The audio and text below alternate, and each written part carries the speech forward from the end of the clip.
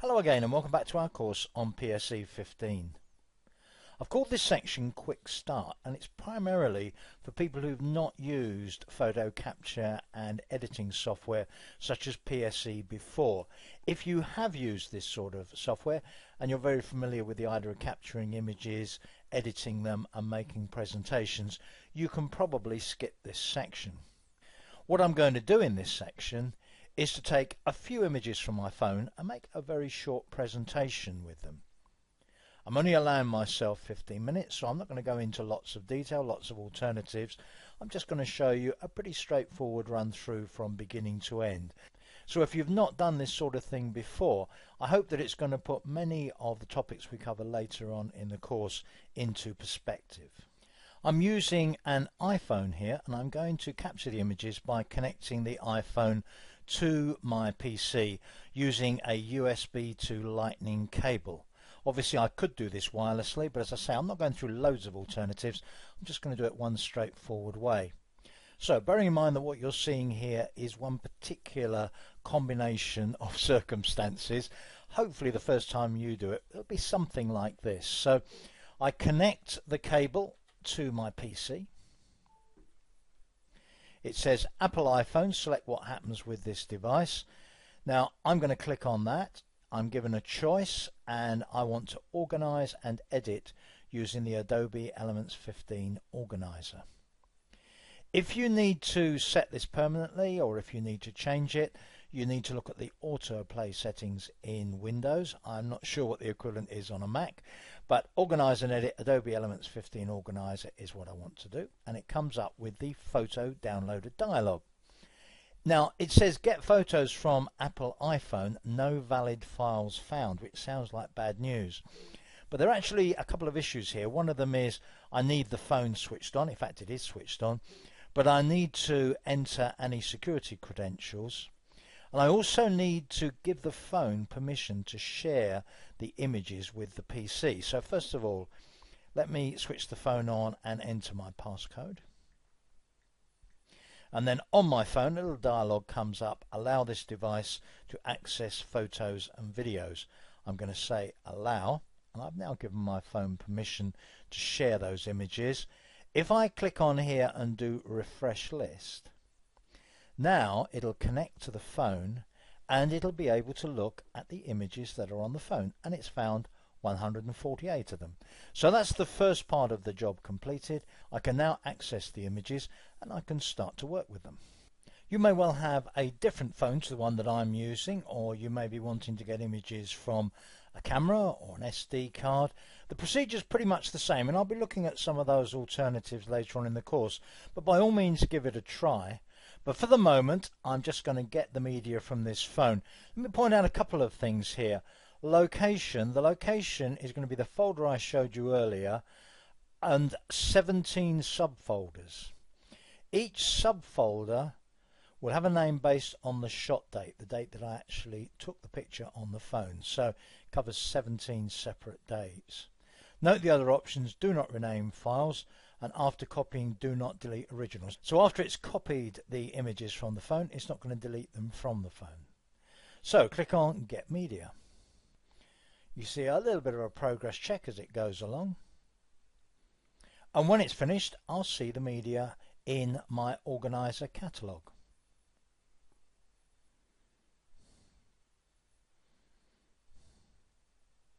I'm now in a pretty familiar situation, and that is one where I've captured a number of images and I'm looking at them in the organizer in what's called the media browser.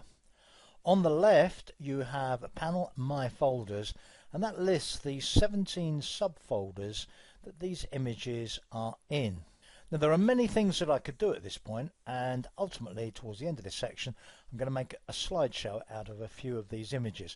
But let's look at one or two of the things that I might do. For example, there's a picture in the top row just over here on the right, which is clearly an accident. I've accidentally taken a picture of my foot.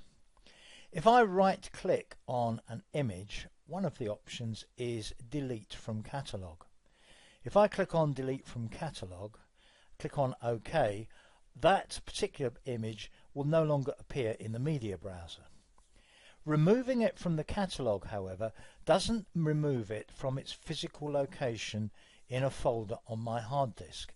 If I want to get rid of it from the catalogue and physically delete the image as well, I need to check this little checkbox here. If I now click on OK, the picture of my foot will be removed from the catalogue and the physical file from my PC as well. So that's the foot gone. Note the little tick mark there. The tick mark indicates that a particular image is selected. And there are many things you may need to do to an image where you need to select it first. In fact, you may need to select several images. If I want to deselect an image, one of the options, if I go up to the Edit menu, one of the options is Deselect. So typically when I'm importing images from a camera or phone, there'll usually be some images that I don't want to keep. Let me get rid of some of these others. I don't want to keep that one. I don't want to keep the one next to it. Note that when I select an image, it deselects the one I've selected before. If I hold the Control key down though, I can select as many as I like at once, and I can select them from anywhere in the set of images that I can see in the media browser. So there's a whole load of other images here that I don't want to keep at this stage. Having selected them, I can right click on any of them. I get that contextual menu. I'm going to delete those from the catalogue, including removing the physical files from the hard drive. So let me click on OK to get rid of these. Having done that, I have one image selected here following the deletion. I can either use deselect that I showed you earlier, or when I just have one selected, if I just click, that will deselect it automatically as well. Now my intention is to make a little slideshow out of a few of the pictures from the top row there, but clearly one or two of the pictures have some problems, so let's do a little bit of fixing. Very often you will fix pictures or enhance pictures in the editor, but there are some pretty good editing facilities in the organizer as well. And what I'm going to do now is choose one of these pictures, that one, a picture of Glastonbury Tor, and if I double click on it, I see that single picture blown up to a much larger size. There are various things that I can do to it, such as, for example, add a caption to it. It's quite a dark picture. It was taken on a dull day with the light on the other side of the Tor itself. So what I'm going to do is to click down here on Instant Fix. Quickly fix common problems with your photos.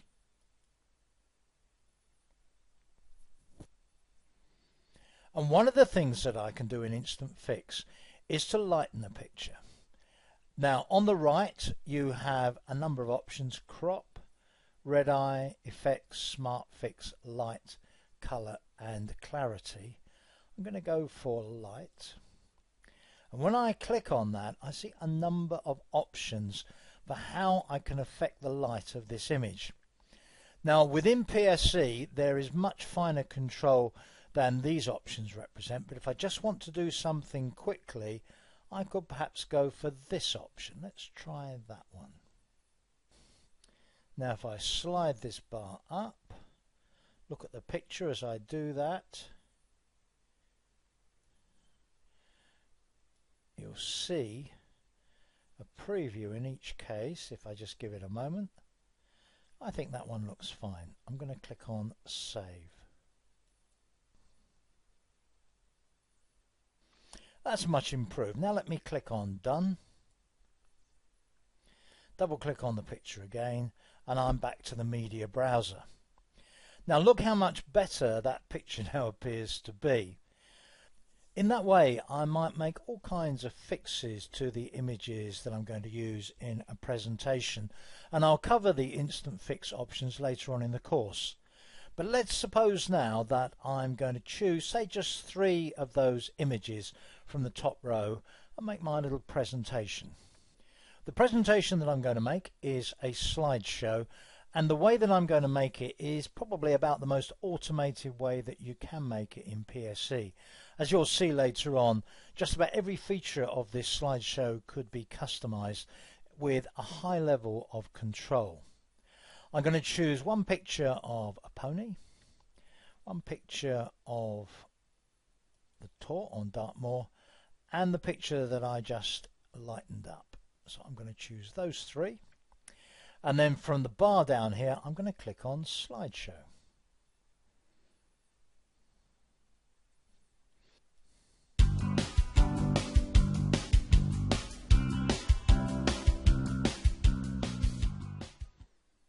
And there is my slideshow. I can save it as a slideshow.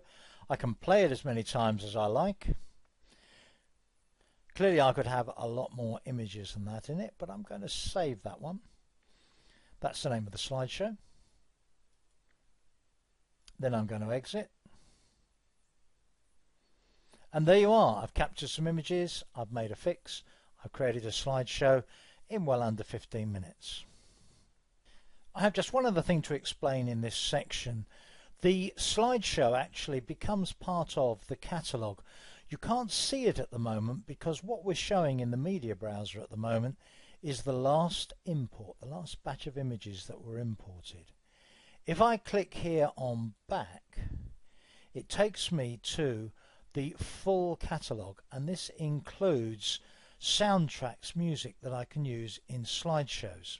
One of the things that you can see here with a tiny little icon in the top right hand corner there, slideshow project, is indeed my slideshow project.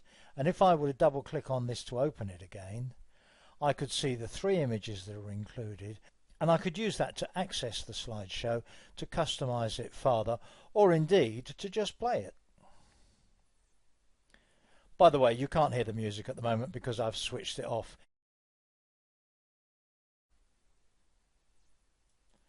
Click on exit to finish, and click on done when I finish using or customizing the slideshow. So I'm now looking at my catalogue with all of the images that I've so far imported into it, any projects that I've produced such as the slideshow, and also some of the music that's available to accompany slideshows. So that's our quick start. Hopefully that gives you a good idea of some of the main things that you can do with PSE, but of course there's an awful lot more that you can do as well. And in the next section, I'm going to set you your first exercise. So please join me for that.